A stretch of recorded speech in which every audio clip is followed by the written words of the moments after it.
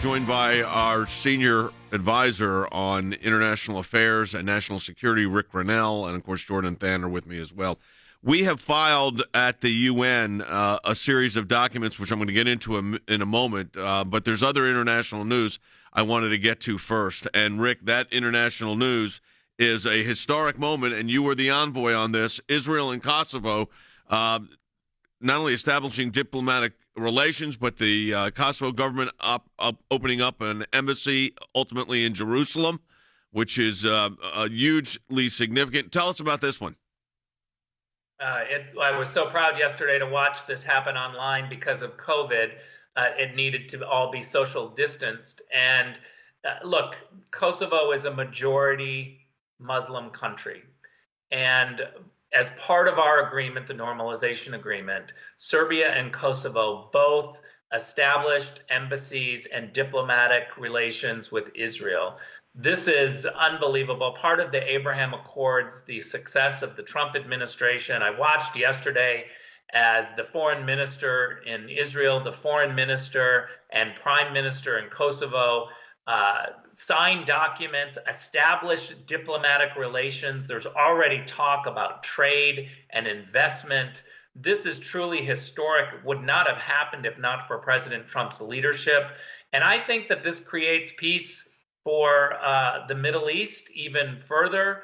And we will see the benefits of having Kosovo and Serbia in the Balkans begin to have greater diplomatic relations with Israel. This is a win for everybody around the world. I understand we've got some breaking news also. Jordan, you've been following it. What's the latest? That's right. Terry on Facebook wrote in, we were talking about Durham. Does the new administration mean that Durham's investigation has been shut down? And there's just breaking news now on Fox News that the Durham probe has switched its focus from the CIA to the FBI, but does not expect any prosecutions of high-level officials like the Jim Comey types, like the types we were just talking about. So while they are still active and they are now invested, they've gone from the CIA to the FBI, not to expect high-level prosecutions. That is breaking news from Fox News right now. And of course, all that could change as they continue their FBI investigation. The big question is how long Joe Biden and his administration allow them to continue. You know what this means to me? ACLJ now more than ever. Because this is the typical government response. Here you go on for a year and a half, 2 years, and we're going to get some low-level, lawyer that did something it was a crime. Of course, he ended up getting probation. But, Rick, you were inside government. I represented the President of the United States, the 45th President of the United States, and worked on these cases. But this is why our focus at the American Center for Law and Justice is to seek justice. The scriptures say, justice, justice shall you pursue. And that's what we're going to have to do here because you cannot rely on government to do it. Rick? Look, you have to pressure. And that's why this is no better time to support the ACLJ. Yep. We have to put pressure on the government. I actually believe that the Durham report this news may not be accurate because the Durham investigators are looking at all sorts of people.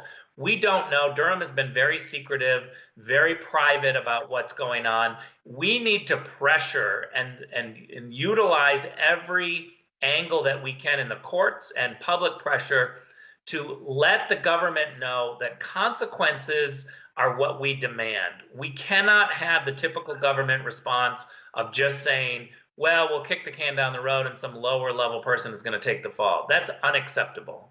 I think about the situation there. I think about the situation with Congressman Swalwell, who we are now suing the various government agencies to get the real information on that. And then, Than, I go back to the days leading up to our massive lawsuit against the Internal Revenue Service, where they were in the same exact posture. They were doing targeting of conservatives and pro-life groups, and we did Freedom of Information Act requests, among other things, went to federal court and ultimately took down that entire division, the tax-exempt division, because of the nonsense that they were doing and trying to get away with. Now, the government had all these watchdogs, and the FBI was doing an investigation, and it went to nothing. We ended up getting a court order and millions of dollars in damages.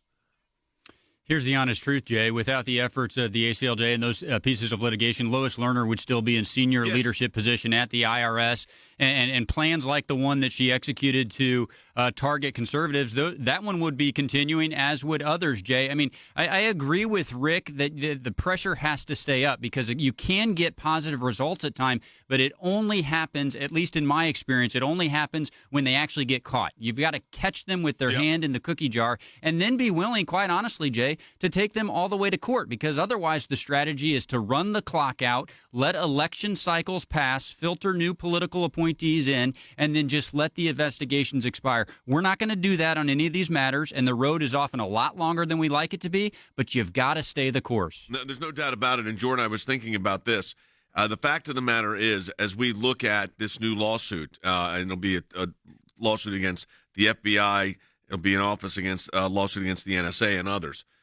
This is our first lawsuit that on the other side of this is going to be the Biden lawyers, the Department of Justice under Joe Biden. That changes things too.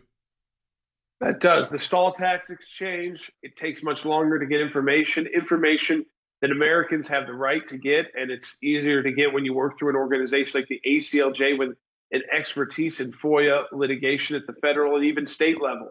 But what you have to understand is now you're not dealing with an administration that's just got to work through a little bit of the bureaucracy. You're dealing with an administration that accepts everything as truth from the bureaucracy. So even easy information that would usually be given right over in FOIA, we will have to fight for. And as you said, it's finding that needle in the haystack in the emails that leads usually to the larger request. But it takes going to court, especially under this administration, the Biden administration, and they're going to push hard not to give any information that would make them look bad or shed light on the targeting of President Trump and his campaign. And this goes beyond that. This we're talking about here. We're talking about, of course, an ongoing situation because Eric Swalwell's a manager, Rick.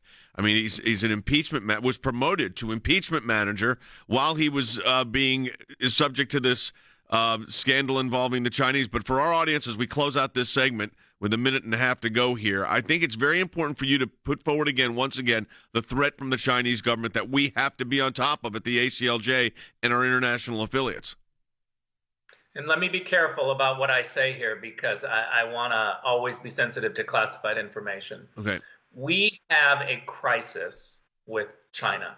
They have secretly infiltrated academia.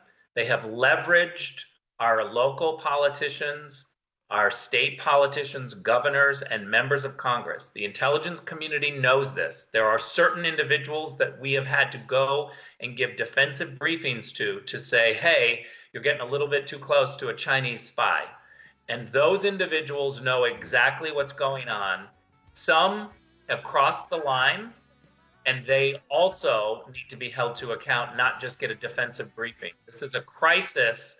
The intelligence community knows this. And we must stay the course and push the government to make sure that there are consequences for people who break the law.